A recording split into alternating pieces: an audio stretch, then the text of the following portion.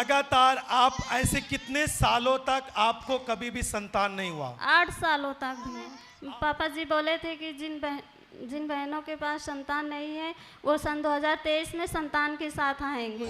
इसमें जितने लोग भी हैं आज आशीष के कतार में, परमेश्वर सबको संतान देने जा रहा है। जिनको एक बच्चे के साथ ब्लेस किया है, 10 साल बाद परमेश्वर ने इनको ब्लेस किया।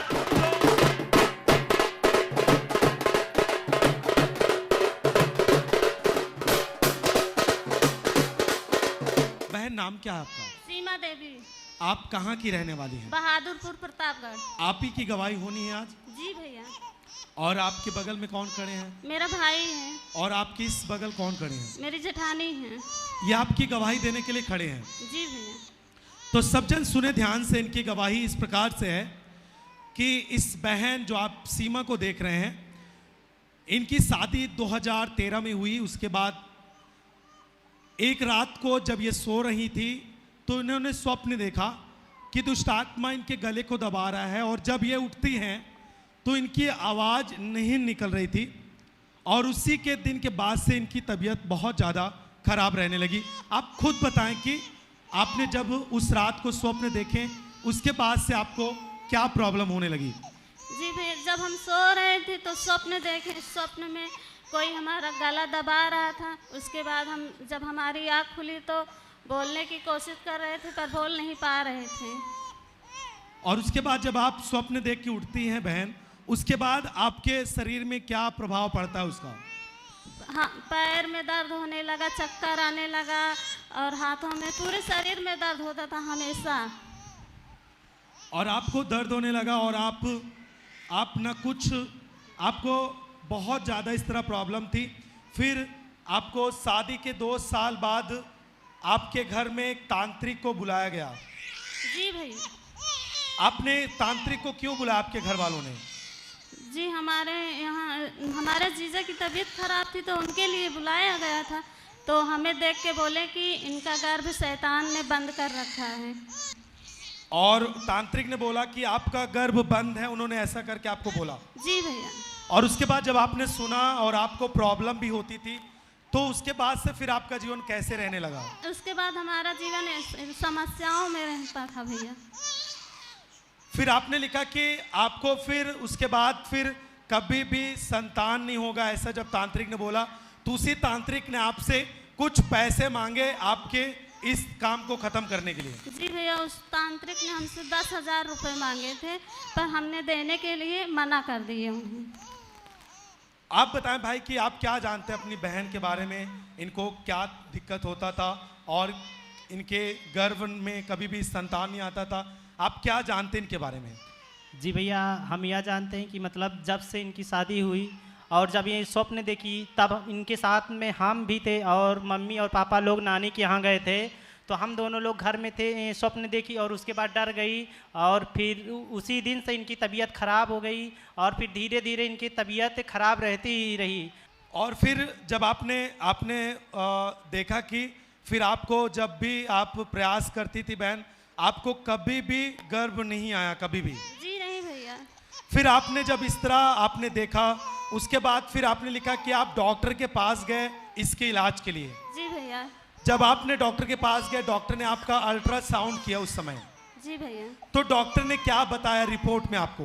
जी भैया, रिपोर्ट में बताएं कि आपके बच्चेदानी में गांठ है।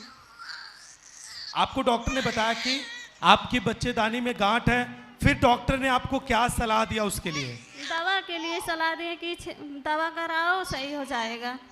फिर आपने लिखा कि 4 से 5 महीने आपने दवा खाई और उसके बाद जो गांठ थी वो गल गई। जी भैया। जी। वो गांठ खत्म हो गई। जी भैया। और उसके बाद फिर भी आपको संतान नहीं हुआ? जी नहीं। फिर आपने दोबारा अल्ट्रासाउंड रिपोर्ट करवाया, दोबारा भी फिर से आपको उसी तरह उसी स्थान पर गांठ हुई? जी भैया। जी। और फिर से आपने 5 से 6 महीने तक आपने फिर से गांठ के लिए आपने दवा खाया? जी भैया। और जब आपने उस दवा को खाया फिर आपको क्या रिस्पांस मिला बहन? कुछ भी नहीं मिला भैया, फिर वैसे ही था। फिर भी आपको संतान नहीं हुआ? जी नहीं भैया। और लगातार आप ऐसे कितने सालों तक आपको कभी भी संतान नहीं हुआ? 8 सालों तक भैया। 8 साल तक आपको कभी भी संतान नहीं हुआ? जी नहीं भैया। आपने डॉक्टरों को भी दिखा के आपने प्रयास किया, आपसे जो कुछ भी बन पड़ता था आपने बहुत कुछ किया, लेकिन कभी भी आप माँ नहीं बन पाई? जी नहीं भैया। और आपने ऐसे करके लगभग कितने अलग अलग डॉक्टरों के पास जा चुकी हैं?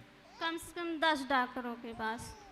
आप बताएं भाई कि 10 साल में 8 साल में आपने और क्या देखा? आपने भी अपनी बहन को लेके दवा के लिए आप जाते रहे होंगे, आपने क्या देखा? डॉक्टर क्या बोलते थे और क्या वो सलाह देते थे, फिर भी उसको करने के बाद नहीं होता था? आप जी बताएं। भैया, मतलब 10 सालों तक 8 सालों तक इन्होंने दवा करवाई, लेकिन जहाँ जहाँ भी ये जाते थे लोग बताते कि यहाँ पर जाओ दवा करवाओ, वहाँ पर ठीक हो जाएगा। हमने वहाँ पर दवा करवाया और हमारे लिए वहाँ से हो गया, लेकिन जब वहाँ पर जाते दवा को करवाते और जितना कोर्स होता था उतना करवाते और उससे ज़्यादा भी 2 महीने 3 महीने कोर्स से ज़्यादा भी दवा करवा लेते थे, फिर भी कोई रिलीफ नहीं मिलता था और पैसा भी ज़्यादा लगता था, लेकिन दवा करवाते ही रहते थे।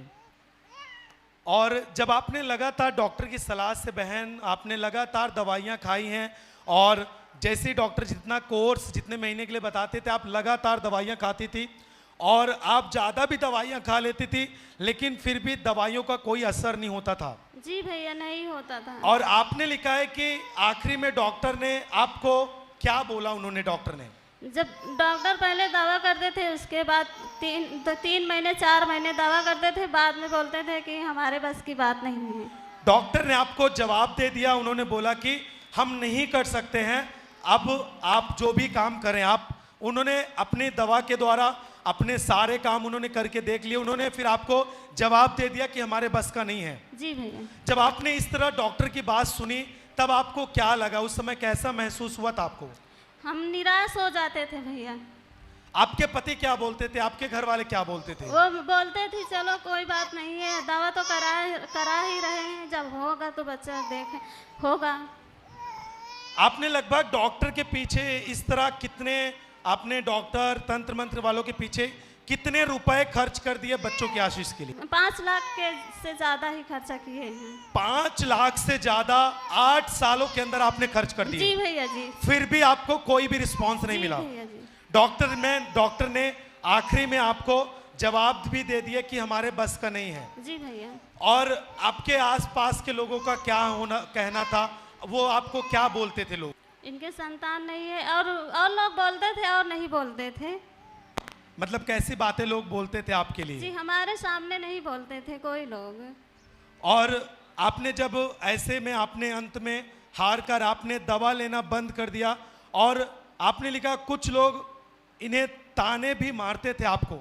जी भैया जी। और शैतान ने आपकी कोख को बंद कर दिया था पूरी तरीके से। जी भैया जी। फिर आपने आखिरी में जब देखा आपने कुछ भी आपको रिलीफ नहीं हो रहा है और तंत्र मंत्र करके भी आप देख लिए, उसके बाद आपने लिखा कि आपको किसी ने यीशु मसीह के बारे में बताया। जी भैया जी। उन्होंने क्या बताया आपको? जी बोले कि आप भी चलिए आश्रम में, आपको भी प्रभु संतान देगा। उन्होंने आपको बोला कि आप चर्च चलिए, प्रभु आपको संतान देगा। जी भैया जी। फिर आप विश्वास करके चर्च में आने लगी। जी भैया जी। और आपने लगातार चर्च में आती गई और आप लगातार 2019 से आप चर्च आ रही हैं। जी भैया जी।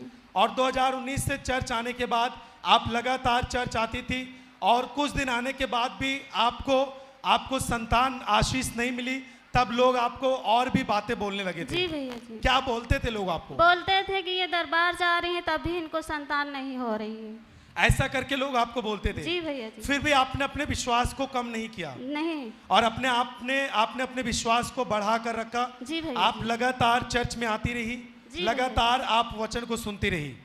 जी। और आपने लिखा कि 7 नवंबर 2021 को परमेश्वर के दास ने जिनको संतान नहीं है उनको बाहर निकलवा के उनके लिए भविष्यवाणी के शब्द दिए थे। जी भैया जी। उस समय परमेश्वर के दास ने क्या बोला था? आपने क्या बातें रिसीव की थी?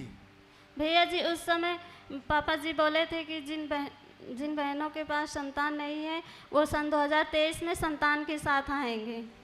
और आपने उसको ग्रहण भी किया। जी भैया जी। और आपके लिए परमेश्वर के दास ने ले हैंड प्रार्थना भी किया था। जी भैया जी। तो आइए सबसे पहले हम उस परमेश्वर के दास ने जब इनके ऊपर ले हैंड प्रेयर किया थे 7 नवंबर 2021 को, उसे हम देखते हैं और परमेश्वर के दास ने क्या घोषणा किया था उसको भी अपनी स्क्रीन पर देखते और सुनते हैं।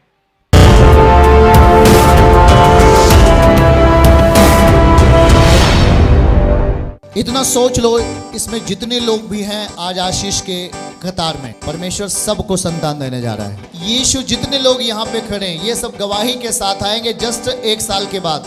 यीशु नाम की जय, यीशु नाम, यीशु नाम, यीशु नाम, यीशु नाम, यीशु नाम, यीशु नाम की। जोर से ताली बजाएं सब जन। एक बार फिर से उस डिक्लेरेशन को और ले हैंड को हम देखते हैं। एक बार फिर से उस ले हैंड वीडियो को अपनी स्क्रीन पर देखें।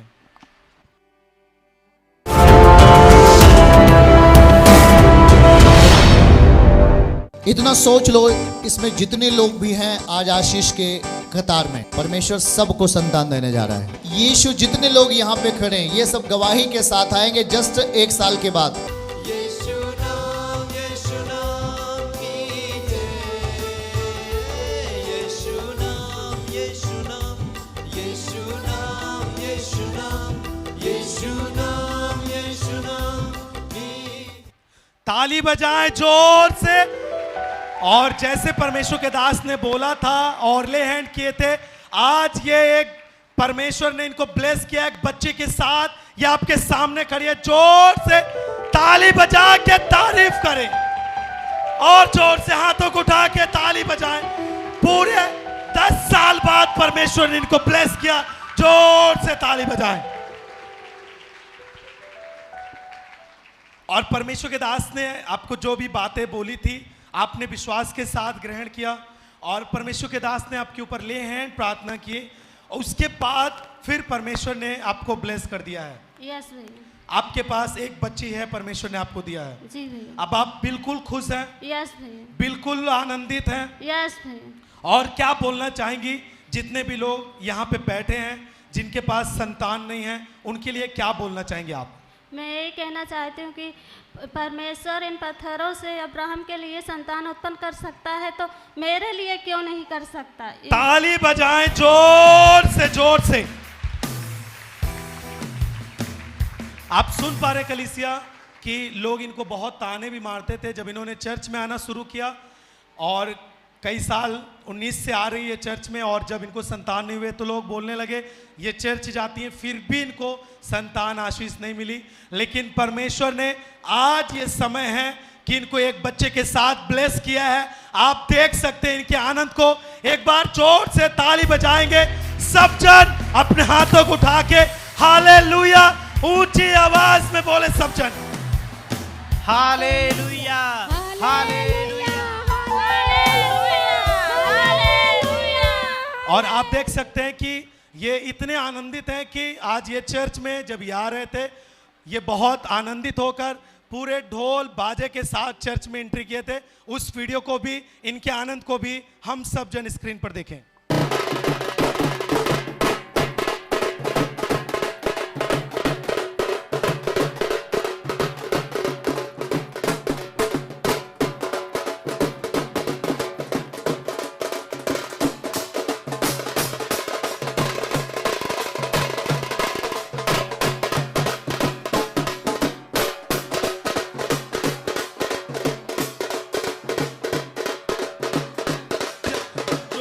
जोर से ताली बजाएं इस बड़ी गवाही के लिए। आपकी तारीफ बड़ी हो ताकि आप भी बड़े काम को देख सके। हालेलुया, हालेलुया बोले सब जन एक बार फिर से। Hallelujah, hallelujah.